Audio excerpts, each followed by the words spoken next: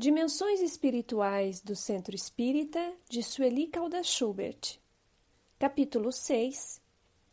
A sala da reunião mediúnica deve ser mantida isolada? Inicialmente, é necessário esclarecer quanto a uma questão que surge com certa frequência em nosso meio espírita. Trata-se da ideia de que a sala destinada à realização da sessão mediúnica deve ser de tal modo preservada que não se admite a sua utilização para outras atividades relativas à própria casa espírita. Entretanto, devemos raciocinar com bom senso. Grande parte dos centros espíritas não possui um número suficiente de dependências para atender a todas as atividades ali desenvolvidas. Assim, deixar uma sala fechada e reservada somente para essa finalidade, ocasionando dificuldades e até restringindo as atividades por falta de espaço, denota que subestimamos os recursos de que dispõe a espiritualidade superior. Alguns benfeitores espirituais têm comparado o recinto destinado à prática da mediunidade, especificamente dos trabalhos de desobsessão, com uma sala cirúrgica, que, como sabemos, deve ser mantida fechada, não sendo permitida a permanência de pessoas estranhas ao serviço realizado, onde os cuidados de asepsia, silêncio, presença de pessoas em número reduzido, etc., são imprescindíveis, o que é perfeitamente reconhecível. Provavelmente, em razão desta comparação, tenha surgido a ideia de que o mesmo procedimento deve ser adotado impreterivelmente no tocante ao local da prática mediúnica. No plano físico, é natural não termos uma noção mais precisa da atuação dos bons espíritos que assessoraram as tarefas da casa espírita. Entretanto, sabemos que estes têm condições de adaptar e adequar os serviços levados a efeito na esfera espiritual, conforme a disponibilidade dos encarnados. Infere-se, pois, que a utilização da sala para reuniões de jovens, para evangelização de crianças, por exemplo, em nada prejudicaria o trabalho que é realizado no plano extrafísico. Necessitamos compreender que os espíritos enfermos que ficam alojados na ambiência espiritual do centro estão em outra dimensão e os mentores espirituais possuem recursos para isolar e bloquear quaisquer tipos de vibrações emitidas pelos encarnados, e desde que essas sejam de teor equilibrado, resultantes de atividades doutrinárias, só poderão contribuir na manutenção do bom ambiente. O contrário também é realidade, isto é, vibrações dos espíritos necessitados não atingirão os que ali estão desenvolvendo as atividades mencionadas, exatamente por manterem estes um padrão vibratório de equilíbrio, ensejando assim a assistência espiritual compatível que o zelo e cuidados dos benfeitores mantém. Alguém poderá objetar, argumentando que, se a reunião for de jovens, estes, em geral, riem, fazem uma que outra brincadeira em meio aos estudos, mas desde quando a alegria sadia é prejudicial? Tudo vai depender da maneira como a reunião se processa. Via de regra, as reuniões dos jovens são levadas a sério, o que não impede que haja um clima de alegria, o que é ótimo.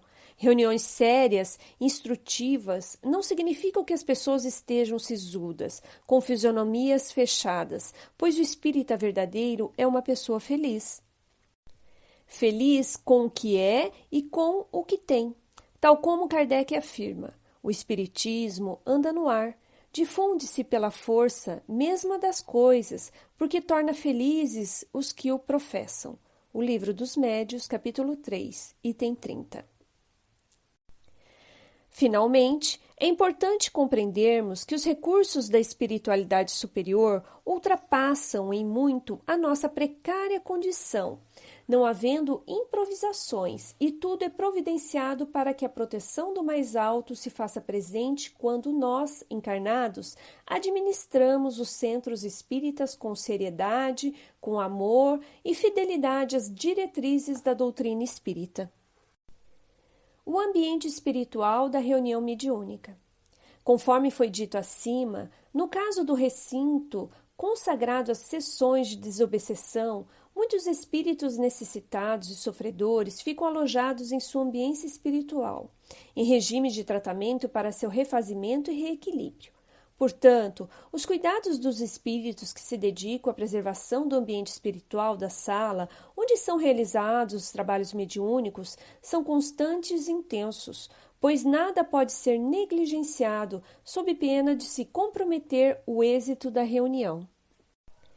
No dia da reunião, o local passa por rigorosa asepsia a fim de livrá-lo e preservá-lo das larvas psíquicas, que são criadas por mentes viciosas de encarnados ou desencarnados, de ideoplastias perniciosas, que são formas, pensamento, clichês mentais, de vibrações deprimentes, constituindo tudo isso os invasores microbicidas das regiões inferiores, conforme esclarece João Cleófas. Importante ressaltar que tais invasores microbicidas contaminam o homem invigilante que apresente, por sua vez, pensamentos doentios, descontrolados, que são verdadeiras brechas ao assédio inferior, resultando daí a parasitose mental ou vampirismo. João Cleófas elucida que a sala mediúnica é um ambiente cirúrgico para realizações de longo curso no cerne do perispírito dos encarnados como dos desencarnados, como também local onde se anulam fixações mentais que produzem danos profundos nas tecelagens sensíveis do espírito.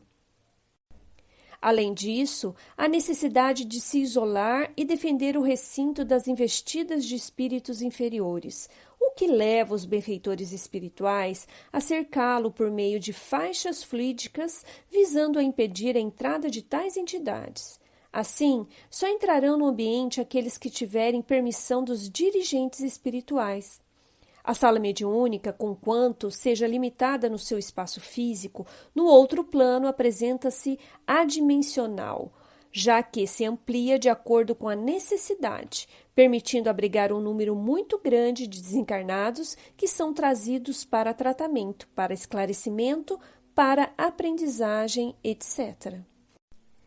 Seria como se o ambiente físico estivesse sem as paredes e sem o teto, e superposto a este um recinto amplo, às vezes como um anfiteatro. Em outros momentos, nota-se que existe uma como ligação com outros ambientes, dificilmente explicáveis para quem não tem essa percepção.